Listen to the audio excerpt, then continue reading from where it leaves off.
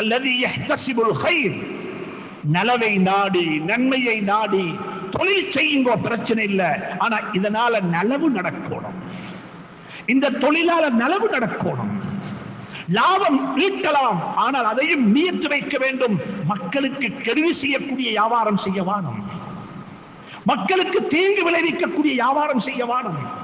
நலவை நாடிய நிலையில், நன்மையை நாடிய நிலையில் ஒருவர் ஒரு அம்பை செய்து விற்க வைத்திருக்கிறார்.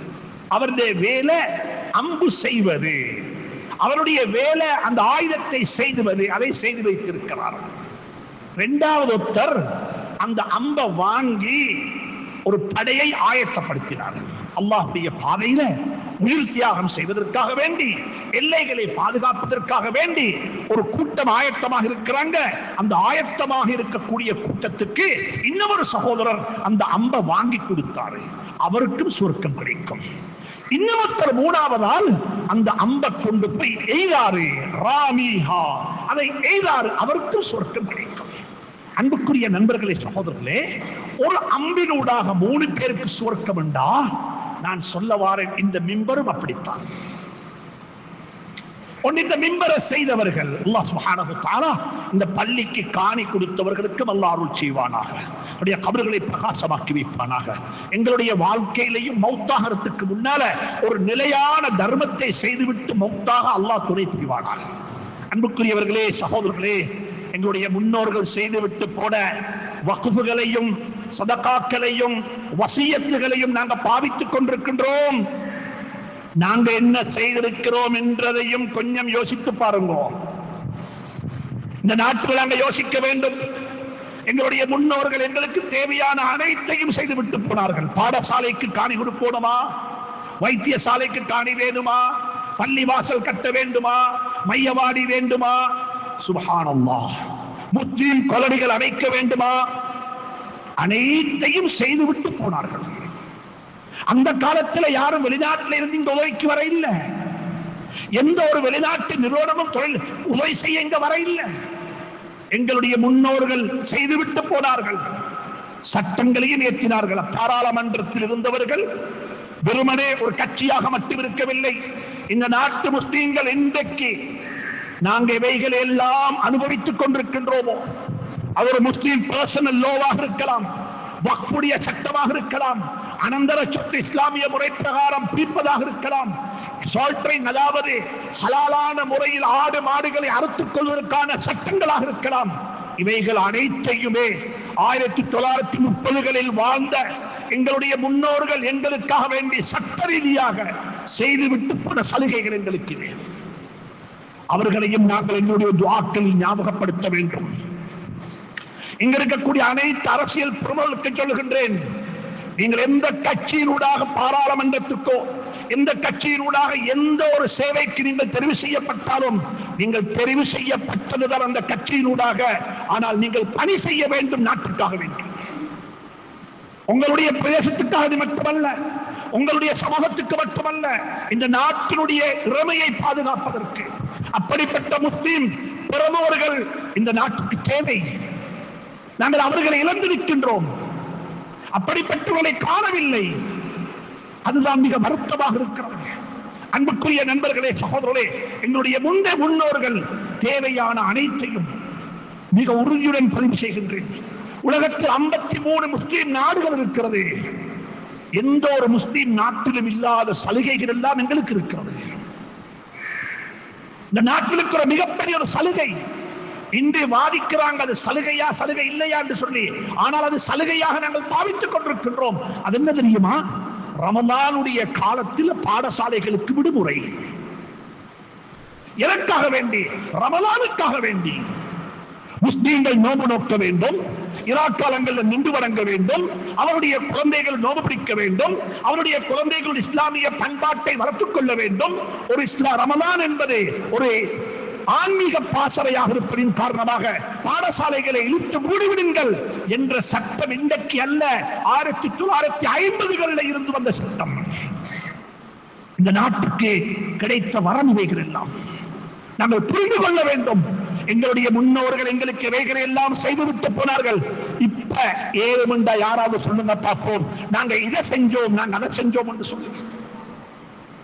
எத்தனை பள்ளி கட்டி இருக்கின்றோம்.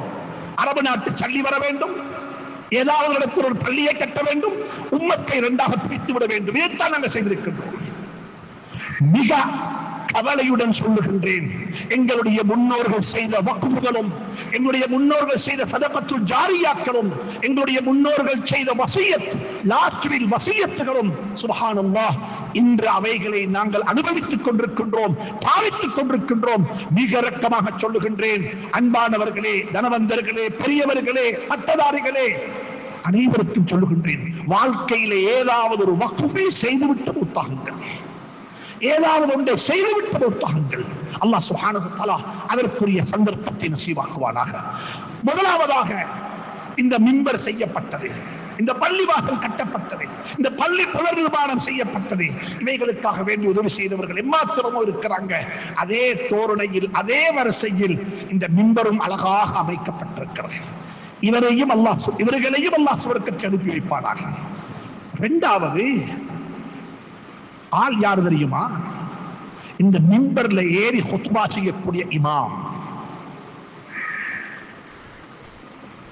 இந்த குத்பா எப்படி அமைய வேண்டும், இந்த குத்பா எப்படி இருக்க வேண்டும், ஸல்லல்லாஹு அலைஹி வஸல்லம் குத்பாக்கள் எப்படி இருந்தது, இந்த மிம்பர்ல எதை சொன்னார்கள், இப்படி சொன்னால் பொருத்தமா இருக்கும். எதைத்தான் சொல்லவில்லை மிம்பரில் இருந்து.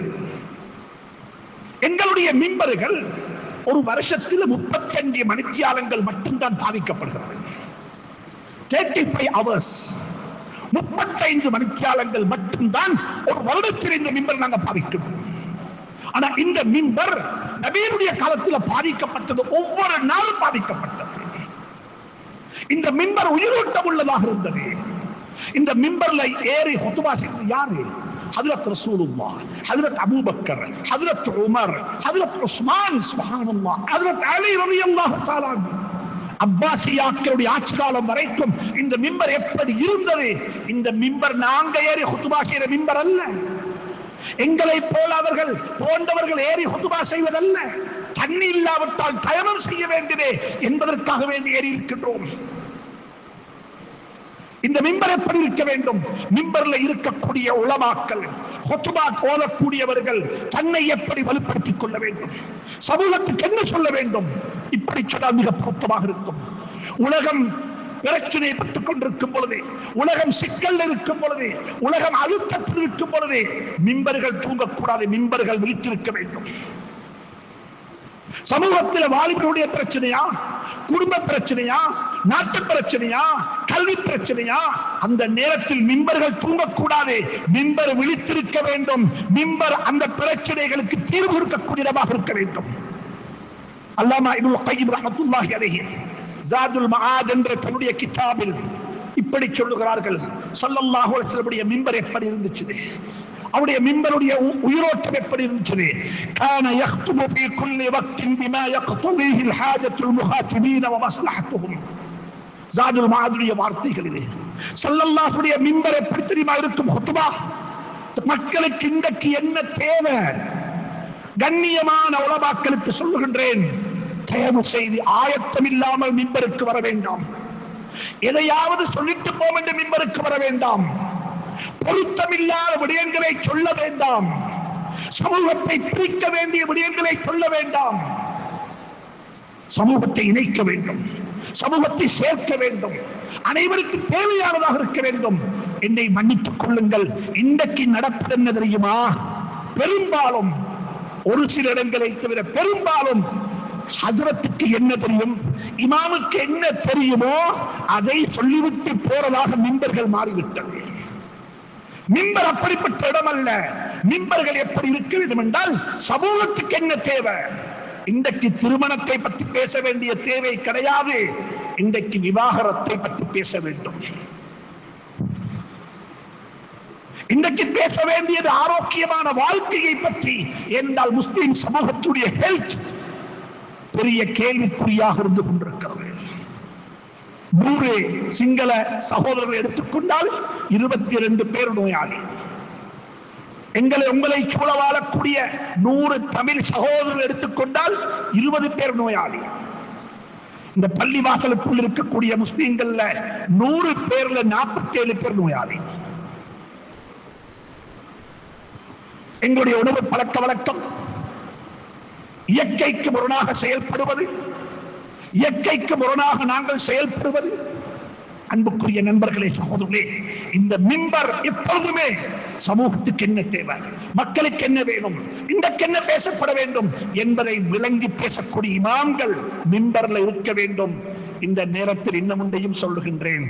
நான் மிம்பர்ல ஏறக்கூடிய இமாமை மட்டும் குறை சொல்லவில்லை, மிம்பர்ல ஏற்றக்கூடிய நிர்வாகியையும் குறை சொல்லுகின்றேன். நிர்வாகிகள் யோசிக்க வேண்டும். எங்களுக்கு ஒரு 3 வருட காலத்துக்கு நாங்கள் தெரிவு செய்யப்பட்டிருக்கிறோம் என்றிருந்தால் கிட்டத்தட்ட 160 ஜும்மாக்களுக்கு நாங்கள் பொறுப்பு. 160 ஜும்மாக்களுக்கு நாங்கள் வகை சொல்ல வேண்டும். யார் ஹுத்பா ஓத வேண்டும், என்ன சொல்லப்பட வேண்டும், மக்களுக்கு என்ன பற்றி தேவைப்படுகிறது, மக்கள் எப்படி வழிநடத்தப்பட வேண்டும், உயிரோட்டமுள்ள கால நேரத்துக்கு பொருத்தமான அறிவுபூர்வமான விஞ்ஞானபூர்வமான ஈமானிய உணர்வுகளை தூண்டக்கூடிய ஹுத்பாக்கள் அமைய வேண்டும் என்பதற்கு பள்ளிவாசலுடைய நிர்வாகிகளும் பொறுப்பு என்பதை ஞாபகப்படுத்திக் கொள்ள விரும்புகின்றேன். அதே போல 3வது ஒரு கூட்டம் இருக்கிறாங்க, அவர்களையும் ஞாபகப்படுத்துகின்றேன். இந்த உலமாவை உருவாக்கின மதரசாக்கள், இந்த உலமாக்களை உருவாக்கிய மதரசாக்கள், நாங்கள் சர்டிபிகேட் கொடுத்து ஷஹாதத்து கொடுத்து வருடத்துக்கு 500க்கு மேற்பட்ட உலமாக்களுக்கு நாங்கள் தஹ்சீல் கொடுக்கிறோம் என்றால் அந்த உலமாக்கள் என்ன ஸ்கில்ஸோட, என்ன திறமைகளோட, என்ன விரும்பியங்களோட, எப்படிப்பட்ட சமூகத்துக்கு தேவையான, சமூகத்தை வருடத்துக்கு தேவையான கெப்பாசிட்டியோட அவர்களை நாங்கள் வெளியாக்குறோம் என்பதையும் உலமா சமூகம், மദ്രസா சமூகம், பள்ளி நிர்வாக சமூகம், ஏன் பாடசாலைகள் உட்பட அனைத்து நிலை பற்றி யோசிக்க வேண்டும். அப்படி அனைவருமாக யோசித்தால் மட்டும்தான் இந்த மிம்பர்கள் உயிரோட்டம் உள்ளதாக இருக்கும். இதே அதனால தான் சொல்றாங்க, இப்னுல் கய்யிம் ரஹ்மத்துல்லாஹி அலைஹி மீண்டும் சொல்றாங்க, ஸல்லல்லாஹு அலைஹி ஹுத்பா எப்படி தெரியுமா இருக்கும், வகான யஅமுரு பிமுக்தலல் ஹால் ஃபீ ஹுத்பத்திஹி فإذا رأى منهم ذا فاقة وحاجة أمر بالصدقة وحضهم عليها. سبحان الله. ஹஜ்ரத் ரசூலுல்லாஹுடைய ஹுத்பா எப்படி தெரியுமா இருக்கும், காலத்துக்கு நேரத்துக்கு தேவையான பொருத்தமானதாக இருக்கும்.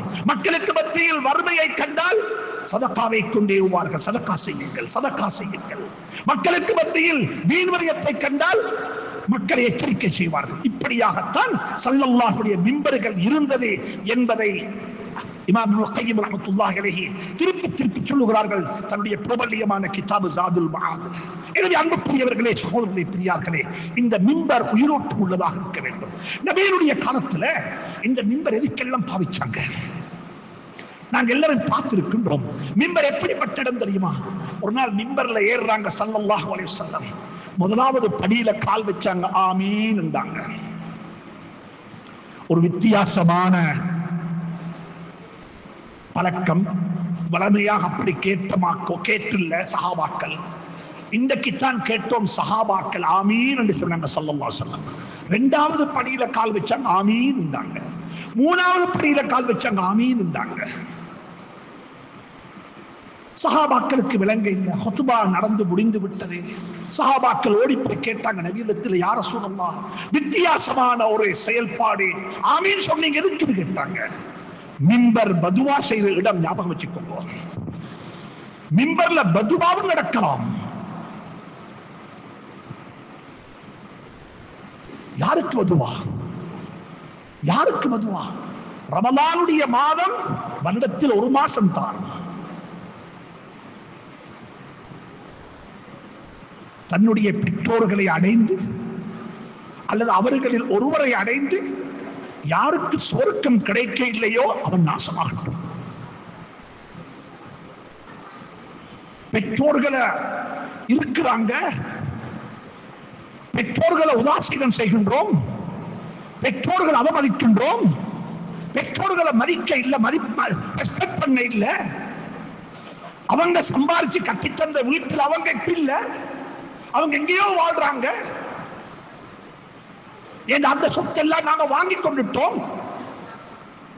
அந்த சொத்துக்களை எல்லாம் நீங்க வாங்கி கொண்டிட்டீங்க என்று சொல்றதை விடவும் அவர்களுடைய சொத்துக்களை எல்லாம் நாங்கள் அபகரித்துக் கொண்டோம் என்பதுதான் பொருத்தம். இப்படிப்பட்டவர்களுக்கு நாசம் உண்டாகட்டும் என்று பதுவா செய்யப்பட்ட இடம் மிம்பர். அன்புக்குரியவர்களே, இந்த மிம்பரை துஆவுக்கு மட்டும் பாவிக்கல, ஸல்லல்லாஹு அலைஹி வஸல்லம் பதுவாவுக்கு பாவிச்சாங்க. புகாரில ஹதீஸ் வந்திருக்கிறது, ஸல்லல்லாஹுடைய குடும்பத்துடைய மானத்தில் கை வைக்கப்பட்டது. இன்னல்லதீன ஜாஉ பில் இஸ்தி உஸ்பத்தும் மின்கும் லா தஹ்ஸபூஹு ஷர்ரன் லக்கும். நபியினுடைய குடும்பத்தில் கை வைக்கப்பட்டது. மானத்தில் கை வச்சு நபியினுடைய மானத்தை, நபியினுடைய குடும்பத்தினுடைய கௌரவத்தை சீர்குலைப்பதற்கு முனாஃபிகீன்கள் திட்டம் தீட்டினாங்க. அந்த நேரத்திலேயும் ஸல்லல்லாஹு அலைஹி வஸல்லம் மிம்பரை பாவிச்சாங்க.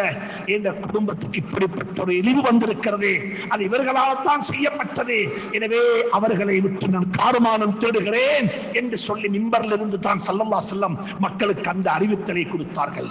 கொஞ்ச நாள் போகல குர்ஆனுடைய ஆயத் இறங்கிச்சு, அத்தய்யிபூன லித்தய்யிபாத் வத்தய்யிபாத்து லித்தய்யிபீன. நபி ஸல்லல்லாஹு அலைஹி குடும்பத்துக்கு அப்படி ஒன்றுமே நடக்க இல்லை, இது ஒரு இட்டுக்கட்டப்பட்ட செய்தி.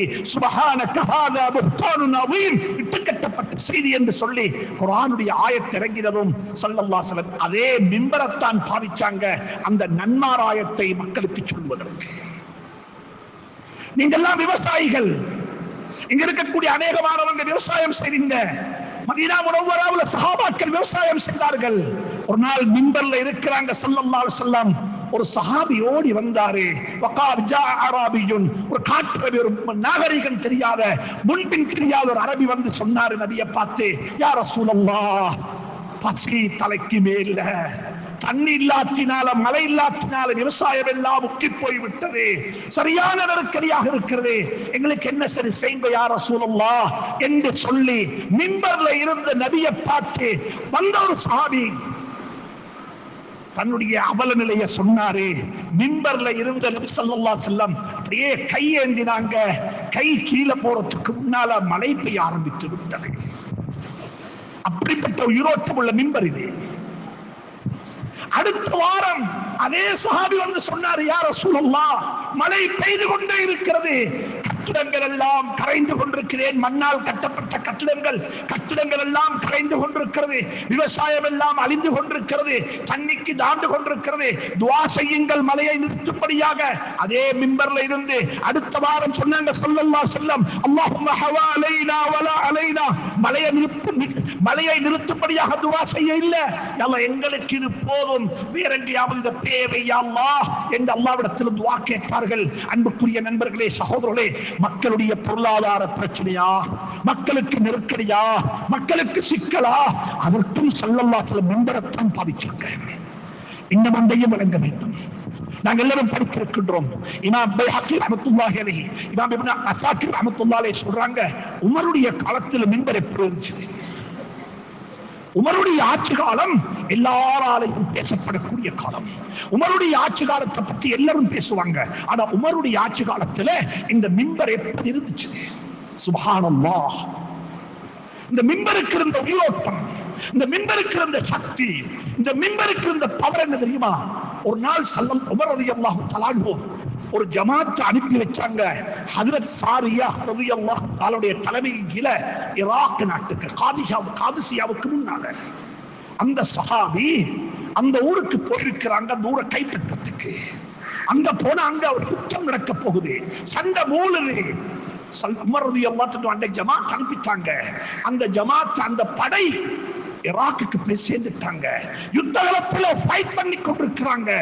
ஹஜ்ரத் உமர் ரலியல்லாஹு தஆலா 1000 2000 மைல் தப்பால் இருக்கக்கூடிய அந்த ஈராக்குடைய மக்களுக்கு அந்த சாரியா ரலியல்லாஹு தஆலா அன்ஹுவுடன் இந்த மிம்பரில் இருந்து பேசினார்கள். யா சாரியா அல் ஜபல், யா சாரியா அல் ஜபல், சாரியா நீங்க இருக்கிற மலைக்குண்டிலிருந்து நகர வேண்டாம், உங்களோட படை அங்க வச்சுக்கோங்க சொல்லி இங்கிருந்து கமாண்ட் பண்ணின இடம் இந்த மிம்பர். உங்களுடைய ஆட்சி காலத்தில் வைஃபை இருக்க இல்ல, உங்களுடைய ஆட்சி காலத்தில் சேட்டலைட் இருக்க இல்ல. ஆனா அவர்களுக்கு இருந்த பவர் என்ன தெரியுமா? மிம்பர்ல இருந்து 1000-2000 மைலுக்கு அப்பால் இருக்கக்கூடிய ஒரு தடையையும் நெறிப்படுத்தக்கூடிய, திருத்தக்கூடிய, அட்வைஸ் பண்ணக்கூடிய அளவுக்கு உமருக்கு ஆற்றல் இருந்தது. அந்த மிம்பர் அந்த அளவுக்கு உயிரோட்டம் உள்ளதாக இருந்திருக்கிறது. அன்புக்குரியவர்களே, சகோதரர்களே, சமூகத்தில் பிரச்சனை வந்துச்சு. என்ன பிரச்சனை தெரியுமா? இன்னைக்கு இந்த ஊர்ல இருக்கிற பிரச்சனை கைக்கூலி பிரச்சனை, கைக்கூலி சீதன பிரச்சனை. யாரிடத்திலேயுமே அனந்தர சொத்து பங்கு வைக்கிறதுக்கு சொத்து இல்ல. என்ற மௌத்தாக முந்தி எல்லாத்தையுமே, எல்லா சொத்துக்களையுமே குழந்தைகள் பறித்துக் கொண்டு விட்டார்கள். குழந்தைகளுக்கு நாங்கள் கொடுத்து விட்டோம். அதுதான் நடக்குது. ஆனா மதீனாவில் இருந்த பிரச்சனை வேற பிரச்சனை. அந்த பிரச்சனை எங்கட பிரச்சனைக்கு மாற்றமான பிரச்சனை. அங்குள்ள பிரச்சனை தெரியுமா? பெண்கள் கேட்கிற மகர் தொகை கூட. பெண்கள் ஒவ்வொரு பெண்ணும் சொல்லுவாங்க, கல்யாணம் முடிக்கிறதுக்கு முன்னால எனக்கு ஒரு குமியல் தங்கம் வேணும், எனக்கு 2 கிலோ தங்கம் வேணும், எனக்கு 5 கிலோ தங்கம் வேணும். சுப்ஹானல்லாஹ். அந்த காலத்து பெண்களுக்கு இருந்த பவர் இது. பெண்கள் அப்படிப்பட்டவர் இஸ்லாத்துல. وآتوهن صدقاتهن نحلا مهورهن أجورهن. குர்ஆன் மஹரை பத்தி பல வகையாக பேசியிருக்கிறது. மஹர் கொடுத்து தான் முடிக்க வேண்டும். நான் நினைக்கிறேன் குர்ஆன்ல 9 இடத்தில் அல்லாஹ் சுப்ஹானஹு வ தஆலா மஹரை பத்தி பேசி இருக்கின்றான். ஆனா ஒவ்வொருத்தரும் பேய்த்து உங்களோட மேரேஜ் சர்டிபிகேட் எடுத்து பாருங்க, நீங்க கொடுத்த மஹர் என்னன்னு சொல்லி அந்த மஹரை கொஞ்சம் வாசித்து பாருங்க. பேய்த்து நீங்க கொடுத்த பணத்தால என்ன செய்யலாம்? இது ஒரு விளையாட்டா? அல்லாஹ் சொல்லுகிறான் மஹர் கொடுத்தபடி. எவ்வளவு கொடுக்கணும் மஹர்? உலமாக்களிடம் விளங்கப்படுத்த வேண்டும், உலமாக்களிடம் பேச வேண்டும். மஹர் தொகை எப்படி நிர்ணயிக்கப்பட வேண்டும்? மதரசாக்கள்ல மட்டும் இந்த கல்வி முடங்கிருந்து இந்த பிரயோசனமும் கிடையாது. மதரசாக்கள் ஓதி கொடுக்கப்படக்கூடிய இந்த கல்வி சமூகமயப்படுத்தப்பட வேண்டும். அன்புக்குரிய நண்பர்களே, சகோதரர்களே, உங்களுடைய ஆட்சி காலத்துல மக்கள், பெண்கள், தாய்மார்கள், சகோதரிகள் பெரிய அளவுல மகர் டிமாண்ட் பண்ணினாங்க. அதனால இருக்கிற ஆண்களுக்கு சரியான கஷ்டம். அதிகமான ஆட்களுக்கு நிக்காக செய்ய, திருமணம் முடிக்கிறதுக்கு கஷ்டமாக இருந்துச்சு. என்ற மகர் தொகை அளவுக்கு அதிகமாக இருந்ததின் காரணமாக உமர் ரலியல்லாஹு தஆலா அன்ஹு மிம்பர்ல ஏறி அன்றைக்கு ஒரு பயான் செஞ்சாங்க, ஹுதுபா செஞ்சாங்க. என்ன தெரியுமா ஹுதுபா? என்ற நிர்வாகத்துல, என்ற ஆட்சியில, என்ற அட்மினிஸ்ட்ரேஷன்ல நான் ஒரு சேஞ்ச் கொண்டு வர போறேன், ஒரு அமெண்ட்மென்ட் செய்ய போறேன், மகருடைய தொகையை நிர்ணயிக்க போறேன். இவ்வளவுதான் மகர். இந்த குடும்பத்துல இந்த வசதியுள்ள பெண்ணுக்கு மகர் இவ்வளவு, இந்த பெண்ணுக்கு மகர் இவ்வளவு என்று சொல்லி நான் அதை சிஸ்டமைஸ் பண்ணி மகருடைய தொகையை நிர்ணயிக்க போறேன் என்று சொல்லி உமர் ரலியல்லாஹு தஆலா அன்ஹு தந்த கருத்தை முன்வைக்கிறாங்க. பின் வரிசையில இந்த ஒரு தாய் அவ எழுப்பினா. நான் சொல்ற இந்த சஹாபாக்களுடைய காலம் எங்களால் பார்க்க முடியாது. ஒரு பெண்ணுக்கு இருந்த ரைட்ஸ், ஒரு பெண்ணுக்கு இருந்த உரிமை, ஒரு பெண்ணுடைய வாய்ஸ் ஹதீஸ்ல பதிவு செய்யப்பட்டிருக்கிறது. பள்ளிவாசலுடைய பின்பக்கத்திலிருந்து இன்றைக்கு இந்த பள்ளி வளாகத்துக்குள்ளே நாங்கள் பெண்கள் எடுக்க மாட்டோம். எங்களுடைய பள்ளிவாசல்களுக்குள்ள பெண்கள் வருவது என்பது ரமலான்ல மட்டும்தான். நபியுடைய காலத்தில் நபி ஸல்லல்லாஹு அலைஹி வஸல்லம் கட்டின பள்ளிவாசல்ல பாபுன் நிசா, பெண்களுக்கு என்ற ஒரு பிரத்யேகமான கதவு வைத்துத்தான் அந்த பள்ளியை விஸ்தரித்து சென்ற உமர் ரலியல்லாஹு தஆலா. இன்றைக்கு இருக்கிற பாபுன் நிசா மதீனா முனவ்வராவுடைய பள்ளிக்கு போனா, மஸ்ஜித் நபவிக்கு போனா பாபுன் நிசா இருக்கிறது. அது இந்த அரசாங்கம், இந்த அரசாங்கத்தில் வைக்கப்பட்ட கதவல்ல. அந்த கதவை வெச்சவர் யாரு தெரியுமா? உமர் ரலியல்லாஹு தஆலா அன்ஹு அவர்கள். பள்ளிவாசல்கள்ல பெண்களும் இருந்தார்கள், ஹுத்பாக்களுக்கு வந்தார்கள், செவிமடுத்தார்கள். சுப்ஹானல்லாஹ், சுப்ஹானல்லாஹ். எங்கட சமூகம் இதை பற்றி கொஞ்சம் யோசிக்க வேண்டும். பெண்களுடைய வகிபாகம் சமூகத்தில் என்ன? பெண்களுடைய குரலுக்கு எந்த அளவுக்கு அதிகாரம் இருக்கிற சமூகத்தில்? பெண்களை எந்த இடத்தில் நாங்கள் வைத்திருக்கின்றோம்? குர்ஆன் சொல்லுது, ஒரு பெண்மணிக்கு, ஒரு தாய்க்கு தந்த கணவன் ரொம்ப கஷ்டப்படுத்தினாரு. அல்லாஹ் அந்த தாய்மார்களுக்கு ஆரோக்கியமான வாழ்க்கையை நசீபாக்குவானாக. எத்தனை ஆயிரக்கணக்கான லட்சக்கணக்கான தாய்மார்கள் திரை மறைவில் இருந்து கொண்டு கண்ணீர் வடித்துக் கொண்டிருக்கிறாங்க. என்ற பிரச்சனையை யார்கிட்ட சொல்லுவது? என் கணவன் சொன்னா எனக்கு அடித்தான் விடும். என் வாப்பாட்ட சொன்னா அவர் சொல்லுவார், நான் உன்னை கல்யாணம் முடிச்சு கொடுத்துட்டு அவர் நோயாளியாக இருக்கிறாரு. நான் யார்கிட்ட சொல்றதுக்கு? என் கையில 3 சின்ன பிள்ளைகள் இருக்குது. இந்த பிள்ளைய வச்சுக்கொண்டு நான் என்ன செய்ய? இப்படி வாழக்கூடிய பெண்களுடைய சமூகத்தில் லட்சம் அல்ல பல லட்சம் இருக்கிறது.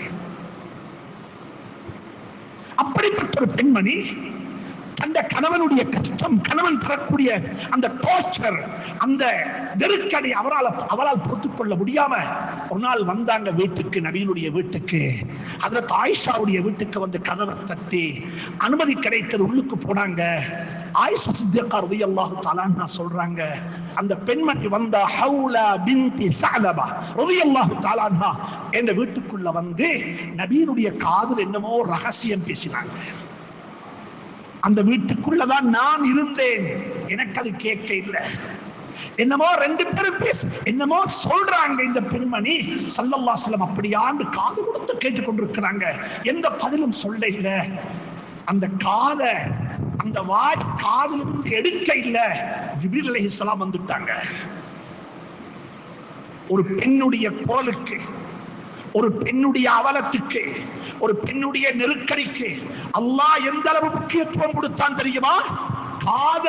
வாய் எடுக்கல, காதிலிருந்து ஜிப்ரீல் அலைஹிஸ்ஸலாம் அந்த வீட்டுக்கு கத் சமி அல்லாஹு கௌலல் லதி துஜாதிலுக ஃபீ ஸௌஜிஹா வ தஸ்தகி இலல்லாஹ் வல்லாஹு யஸ்மஉ தஹாவுரகுமா இன்னல்லாஹ ஸமீஉன் பஸீர். உலமாக்களே, இது குர்ஆன். இத மக்களுக்கு சொல்லுங்க, இத மக்களுக்கு சொல்லுங்க. குர்ஆன் எங்களுக்கு கொடுத்த இடம் என்ன? நாங்க கொடுத்த இடம் என்ன? நாங்க எங்க வச்சிருக்கிறோம் அவங்களை? அன்புக்குரியவர்களே, சகோதரர்களே, பெண்களும் நெறிப்படுத்தப்பட வேண்டும். உமருடைய சபையில் இருந்து ஒரு பெண்மணி எழுந்து சொன்னா, உமர், அல்லாஹ் பொதுவாக சொன்னதை நிர்ணயப்படுத்துற சக்தி உங்களுக்கு இல்லை என்றால், அல்லாஹ் சொல்லியிருக்கிறார் எங்களுக்கு, வைதா ஆதைத்தும் இஹ்தாஹுன்ன கின்தாரன், நீங்க கல்யாணம் முடிக்கும் பொழுது மகராக ஒரு குவியல் தங்கம் குடித்து நீங்க முடித்தாலும் சரி, விவாகரத்து பெற்று போகும் பொழுது அந்த குவியலை உங்களுக்கு கேட்க முடியாது. அது அந்த பெண்ணுடையது தான், அது அங்க கொடுத்துட்டு தான் வர வேண்டும் என்று குர்ஆன் சொல்லுது. ஒரு அளவை சொல்லாம ஒரு குவியல் என்று சொன்னதை மட்டுப்படுத்துறதுக்கு உங்களுக்கு சக்தி யாரு தந்தது என்று யாரு கேட்டா? ஒரு பெண்ணணி கேட்டா. பின்னால் இருந்து உமர் ரலியல்லாஹு தஆலா அன்ஹு மிம்பர்ல இருந்தே வாபஸ் வாங்கி கொண்டாங்க.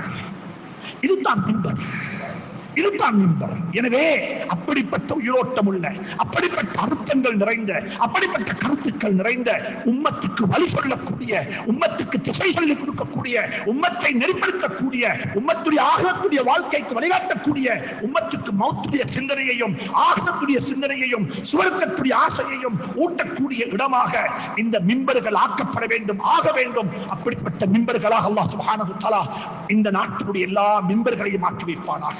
எங்களுடைய எல்லா பிரச்சனைகளுக்கும் தீர்வு செல்லக்கூடிய இடமாக அல்லாஹ் இந்த மிம்பர்களை ஆக்கி வைப்பானாக. யா அல்லாஹ், நம் அனைவரையும் பொருந்திக் கொள்வாயாக, நம் அனைவரையும் ஏற்றுக் கொள்வாயாக.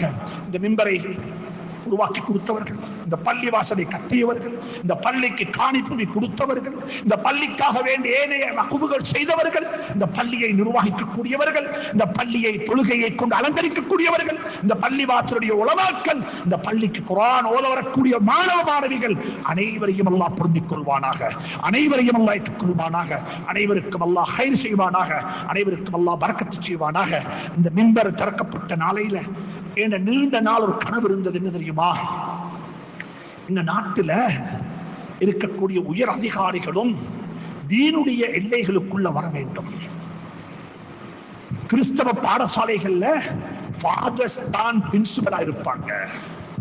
இந்த நாட்டில் 250 கிறிஸ்துவ பாடசாலைகள் இருக்கிறது. இந்த நாட்டில் 950 முஸ்லீம் பாடசாலை இருக்கிறது. எத்தனை முஸ்லீம் பாடசாலைகள்ல கேப்பபலான, பொருத்தமான, தகுதியான உலமாக்கள் பிரின்சிபலா இருக்கிறாங்க, பிரின்சிபலா இருக்கிறாங்க. இன்னைக்கு இந்த பள்ளியில பார்க்க சொன்னது ஒரு டிஸ்ட்ரிக்ட் உடைய ஜட்ஜ், இந்த நாட்டில் நீதித்துறையில் இருக்கிற ஒரு ஹையர் ஸ்டாண்டர்ட் உள்ள ஒருத்தர் மஸ்ஸர் ஓதி அவர் பாங்கு சொல்லி இந்த இடத்தை அழகுபடுத்தணும் என்றால் நாங்க எதிர்பார்க்கிறது தெரியுமா? அப்படிப்பட்ட உத்தியோகத்தர்கள், அப்படிப்பட்ட உயரதிகாரிகள் இஸ்லாத்தினுடைய சியார்களையும் இஸ்லாத்தினுடைய அடையாளங்களையும் இஸ்லாத்தினுடைய விழுமியங்களையும் மக்களுக்கு சொல்லக்கூடியவர்களாக நாங்க இருப்போம் என்றிருந்தா எங்களை பார்த்து மக்கள் தெரிந்து கொள்வார்கள். அப்படிப்பட்ட ஒரு நல்ல நாளையில இந்த இடத்தை எல்லாம் புரிந்து கொள்வானாக, ஏற்றுக்கொள்வானாக, கபூல் செய்வானாக. வாஹிர் தஅவானா அனில் ஹம்துலில்லாஹி ரப்பில் ஆலமீன்.